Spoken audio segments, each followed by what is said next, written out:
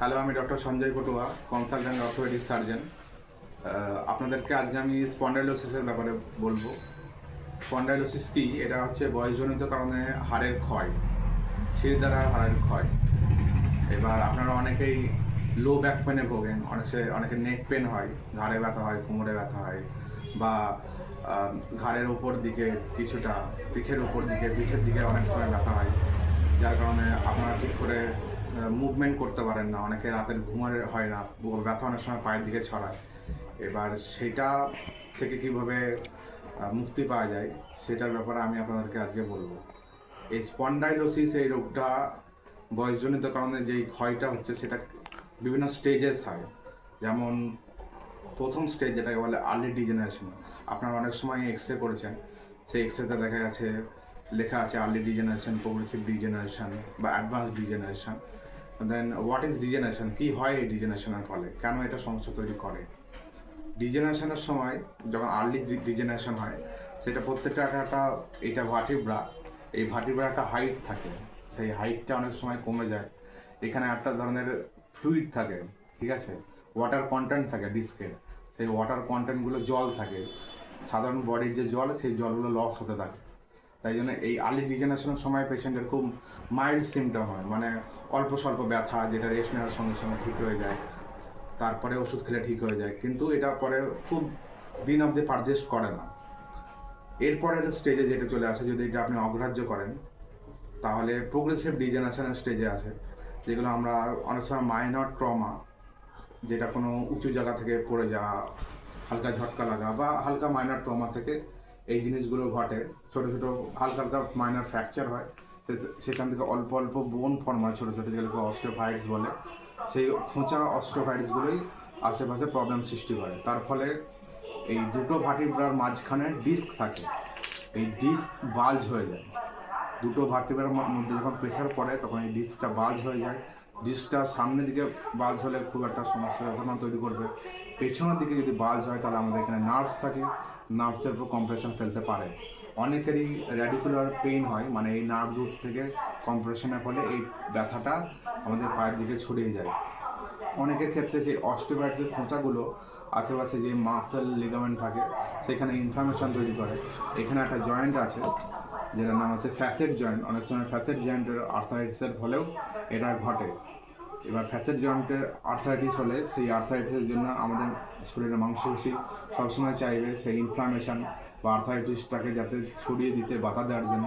তাই বাধা দেওয়ার জন্য মাংসপেশিগুলো মাসেল স্পাজম হয়, আমাদের শির দ্বারা পাশ দিয়ে মাসেলগুলো ব্যথা করতে থাকে, ঠিক আছে। এই ক্ষেত্রে অনেক সময় অল্প অল্প পায়ের দিকে ব্যথা ছড়ায়, সেগুলো বিভিন্ন মেডিসিন যেমন এনসেড গ্রুপের ড্রাগ, সেটা আইবুপ্রোফেন হতে পারে, ডাইক্লোফেনাক, অ্যাসিলোফেনাক, বা যাদের ক্ষেত্রে গ্যাস্ট্রোসেপ, ইটোসাইন, এটোটোকক্সিব, সেগুলো খেলে অনেকটা ঠিক হয়ে যায়। মাসেল স্পাজমের জন্য মাসেল রিল্যাক্সেন খেলে, থায়োকলজিকোসাইড বা টোলপেডিসন খেলে অনেকটা ঠিক হয়ে যায়। যাদের ক্ষেত্রে রেডিকুলার পেন ডেভেলপ করে গেছে তাদের ক্ষেত্রে নার্ভের বিশেষ ধরনের মেডিসিন পাওয়া যায়, যেমন গাবাপেন্টিন, প্রিগ্যাবালিন, সেইগুলো খেলেও অনেকটা মুক্তি পায়। অনেকের ক্ষেত্রে যেহেতু এইটা ডিস্কটা পেছন দিকে বাল্জ হয়ে গেছে, এই স্লাইড ইনফ্লামেশন হয় আর ইডিমা হয়, সেটা স্টেরয়েডের, শর্ট টার্ম স্টেরয়েডে অনেকেই ইউজ করে থাকেন, মিথাইল প্রেডনিসোলোন, রেপ্লাজোকর অনেকেই ইউজ করে থাকেন। সেটা বেশি দিন কখনোই ইউজ করা উচিত নয়, 5 to 7 days ম্যাক্সিমাম। তার বেশি ইউজ করলে সুগার আর অন্যান্য স্টেরয়েডের সাইড এফেক্টের ফেস করতে হতে পারে। তো এইটার পাশাপাশি, মেডিসিনের পাশাপাশি আমাদের কিছু ফিজিওথেরাপিও ফলো করতে হয়, যেমন core strengthening exercise, static spinal এক্সারসাইজগুলো ফলো করতে হয়। এছাড়াও ওয়েট রিডাকশান করলে অনেকেই ভালো ফল পেয়েছেন। তাছাড়া কিছু অনেকে বেল্ট ইউজ করে যেটা স্টেবিলিটি দেয়, যেমন এলএস বেল্ট হয়, যাদের ক্ষেত্রে উপরের দিকে যদি ভার্টিব্রায় ইনভলভ হয় তাহলে তাদের ক্ষেত্রে লং টেলার বেস পাওয়া যায়, সার্ভাইকালের জন্য বেল্ট পাওয়া যায়। এটা হচ্ছে অনেক অ্যাডভান্স স্টেজ চলে গেলে। তাছাড়া ইন্টারফারেন্সিয়াল থেরাপি বলে ইউএসটি, টেন্স, এইসব মেশিন দিয়ে করা ফিজিওথেরাপি কিছু কিছু আছে, যেগুলো নার্ভের ইডিমা অনেক কিছু কমিয়ে দেয়, মানে স্লাইড কিছুদিনকার জন্য অ্যাকিউট যে অনসেটটা ওটা থেকে পেশেন্টরা রিলিফ পায়। সবচেয়ে খারাপ যেটা, মানে কিভাবে বুঝবেন যে আপনি প্রোগ্রেসিভ স্টেজে চলে গেছেন, যে আপনি একটু সামনে পেছনে যদি মুভমেন্ট করে তাতে রেঞ্জ অফ মোশন হালকা রেঞ্জ অফ মোশনে আপনার ব্যথা শুরু হয়ে যাবে। পায়ের দিকে ছড়াবে, অনেক সময় থাইয়ের পেছনে ছড়াবে, অনেকে কাপ মাসেলের পেন হবে, ঠিক আছে। তারপরে মাসেল স্পাজম, মানে পিঠের সাইড দিয়ে দুধারে মাসেলগুলো পেন হবে। এইটা প্রোগ্রেসিভ ডিজেনারেশনের মধ্যে এইটুকু হয়। অ্যাডভান্স ডিজেনারেশন জিনিসটা অনেকটাই খারাপ হয়ে যায়। তখন ছোট ছোট যে বোন ফ্র্যাকচারের কারণে তৈরি হয়েছিল অস্টিওফাইটস, সেগুলো আরও বড় আকার ধারণ করে। ডিস্ক একদম দুটো ভার্টিব্রা একদম মিশে যাওয়ার মতো হয়, মাঝখানে ডিস্ক স্পেসটা পুরো নষ্ট হয়ে যায়। তারপরে ফ্যাসেট আর্থ্রাইটিস, যে ফ্যাসেট আর্থ্রাইটিসে আরও অনেক বেশি আকার ধারণ করে। সবচেয়ে বেশি ডিস্ক প্রোলাপস হয়ে গেলে নার্ভ রুটটাও বেশি আকারে বেশিভাবে কম্প্রেস হয়। তার ফলে যে নার্ভের যে নর্মাল ফাংশনটা, পায়ের যে আমাদের সেন্সেশনটা দেওয়াটা, সেটা অনেকটা আকারে চলে যায়।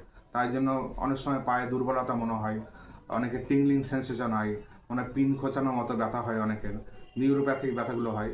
সবচেয়ে খারাপ আকার ধারণ করে যখন যদি সেটা পায়খানা হওয়াটা, যেটাকে ব্লাডার অ্যান্ড বাউল কন্ট্রোল বলে, পেচ্ছাপ ঠিকঠাক করে হচ্ছে না, পেচ্ছাপে দাঁড়িয়ে যাচ্ছে, আর পায়খানা ঠিকঠাক করে হচ্ছে না, কষ্টকাঠিন্য দেখা যাচ্ছে, ঠিকঠাক করে পেচ্ছাপ করতে চাইলেও কমপ্লিটভাবে হচ্ছে না, সেটা কিন্তু স্পাইনের এই নার্ভ রুটগুলো ইনভলভের কারণে হতে পারে। তো সেই সব ক্ষেত্রে সবসময় ইনস্টেবিলিটিটা সেই অ্যাডভান্স ডিজেনারেশনের একটা বড় সিমটম। সেই ইনস্টেবিলিটিটা থামানোর জন্য আমরা সবসময় বেল্ট ইউজ করি, যেটা আপনাদেরকে বলছিলাম। সেটা লোয়ার লাম্বার স্পাইনে হলে এলএস বেল্ট হয়, যদি আপার থোরাসিক হলে তাহলে লং টেলার ব্রেস, আর সার্ভাইকাল স্পাইনে এইভাবে ডিস্কটা এরকম প্রোলাপস করে, এই যে লালভাবে দেখানো হয়েছে, এইভাবে এটা নার্ভে লেগে যায়, তার ফলে নার্ভ কম্প্রেশনগুলো হয়। তো মেডিসিন আর physiotherapy and along with those IFT UST টেন্সের পাশাপাশি যদি এই সবগুলো করেও পেশেন্ট ঠিক না হয়, যদি নিউরোডেফিসিট বাড়তে থাকে, যদি আরও অবশ হয়ে যেতে থাকে, যদি 3 মাস এইগুলো করার পরেও পেশেন্ট ঠিক না হয়, তাহলে কিন্তু আমাদের সার্জিক্যাল প্রসিডিওরের দিকে চলে যেতে হয়। সার্জিক্যাল প্রসিডিওরের মধ্যে অনেক কিছুই আছে, এখন অ্যাডভান্স টেকনোলজি শুরু হয়ে গেছে। এন্ডোস্কোপির দ্বারা এই পেশেন্ট দিয়ে এন্ডোস্কোপির দ্বারা এই ডিসটারটাকে বার করা যায়, এই সার্জারির মাধ্যমে ডিস্কেক্টমি করা যায়, ডিকম্প্রেশন করা যায়। দুটো ফ্যাসেট জয়েন্ট যদি দুটো ভার্টিব্রা যদি লেগে যায়, ফ্যাসেট দুটো ভার্টিব্রাটাকে ফিউজ করে দেওয়া যায়, এইসব সমস্যাগুলো সমাধান করা যায়। যদি কেউ অপারেশনে না যেতে চায়, তাদের ক্ষেত্রে যদি একটা নির্দিষ্ট নার্ভ রুট ইনভলভ হয়ে থাকে, সেই সব ক্ষেত্রে রুট ব্লক প্রসিডিওর করা যায়। যদি ফ্যাসেট জয়েন্ট অনলি ইনভলভ করা থাকে, তাহলে ফ্যাসেট জয়েন্ট ব্লকও দেওয়া পসিবল হয়। এইসব অ্যাডভান্স টেকনোলজি এখন আবিষ্কার হয়ে গেছে অলরেডি। তাই কোমরে ব্যথা নিয়ে খুব ভয় পাওয়ার কিছু নেই, একদম অগ্রাহ্য করারও উচিত নয়। সঙ্গে সঙ্গে আপনি নিয়ারেস্ট ডক্টরের কাছে যান, তিনি যেমন অ্যাডভাইস দিচ্ছে সেগুলো শুনুন, এইসব প্রসিডিওরগুলো ফলো করুন, আর তাতে আশা করি ধীরে ধীরে জিনিসটা ঠিক হয়ে যাবে। কখনোই কোনো রোগকে ফেলে রেখে বাড়াবেন না। আর অবশ্যই এক্সরে করে দেখা উচিত যে কোমরে কী হচ্ছে, ঘাড়ে কী হচ্ছে, স্পাইনে কী হচ্ছে, কোনো ফ্র্যাকচার হয়েছে কি না। কিন্তু যদি ইন্ডিকেশন না থাকে, ইন্ডিকেশন ছাড়া এমআরআইয়ের জন্য দৌড়াবেন না। বহু পেশেন্ট আছে যারা এমআরআইয়ের জন্য ছুটোছুটি করে, উইদাউট এনি স্পেশালিস্ট ডক্টর না দেখিয়ে এমআরআইয়ের জন্য ছুটোছুটি করবেন না। এমআরআই সব ক্ষেত্রে লাগে না। কোমরে ব্যথা মানে এমআরআই নয়।